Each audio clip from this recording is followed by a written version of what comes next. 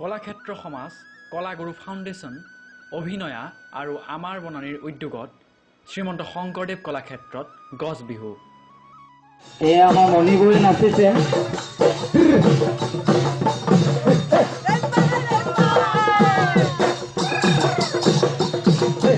অৰণ্য মানৱ আৰু বৃক্ষ মানৱৰ মিলনেৰে জীপাল হ'ল গছ বিহু বাকৰি।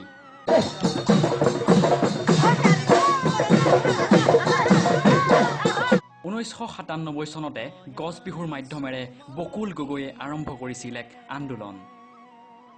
বিহুৰ মাধ্যমেৰে সেউজ বিপ্লৱ।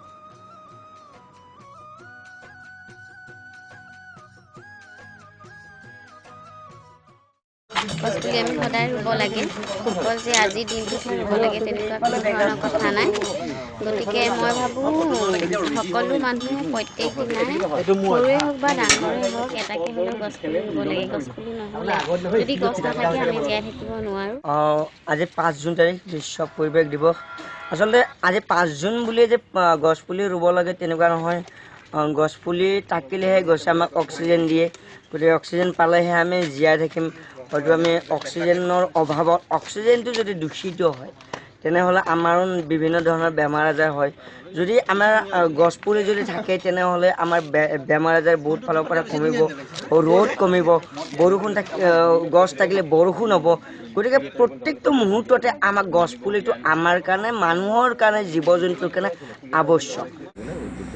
আজি এই অনুষ্ঠানটোৰ জৰিয়তে যুৱ প্ৰজন্মক আপুনি কি আহ্বান জনাব বিচাৰে? যুৱ প্ৰজন্মক আহ্বান জনাব বিচাৰিছোঁ, আমি সদায় এক ধৰণৰ খাদ্য খাই ভাল নালাগে, এক ধৰণৰ কাম কৰি ভাল লাগে। আমি সদায় নতুন সোৱাদ লৈ ভাল পাওঁ। আমাৰ চকুৱেও সেই নতুন চাই ভাল পায়, যিখিনি নতুন সোৱাদ লৈ ভাল পায়। বিহুৱে নতুন সৃষ্টি বুলি মই ভাবিছোঁ। প্ৰথম অৱস্থাত মোৰ গৱেষণাৰ দৰে আছিলে, পাছতে অসমৰ ৰাইজে আদৰি গৈছে। মই সকলোকে আদৰিবৰ কাৰণে মই অনুৰোধ জনাইছোঁ।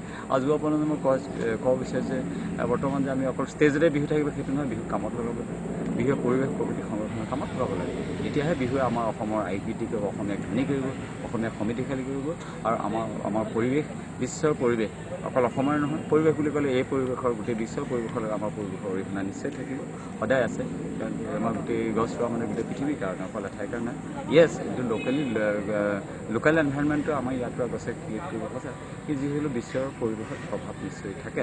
আৰু মই নৱপ্ৰজন্মই এইটোৱে অনুৰোধ জনাম যে আমি দিগবিদিগভাৱে ঘূৰি ফুৰিব নালাগে, আমি নতুন কালচাৰক আদৰিব লাগে। গছ বিহুক আদৰণি জনোৱা যাওক, গছ ৰুওক সকলোৱে। আৰু শ্ৰীমন্ত শংকৰদেৱ কলাক্ষেত্ৰৰ পৰা অম্লানজ্যোতি শইকীয়া আৰু বিৰাজ কলিতাৰ প্ৰতিবেদন, জনগণ নিউজ। ইয়াতে ৰুইছোঁ, ৰুইছোঁ। আমি কপৌ ফুলে লগালোঁ কমচে কম 50।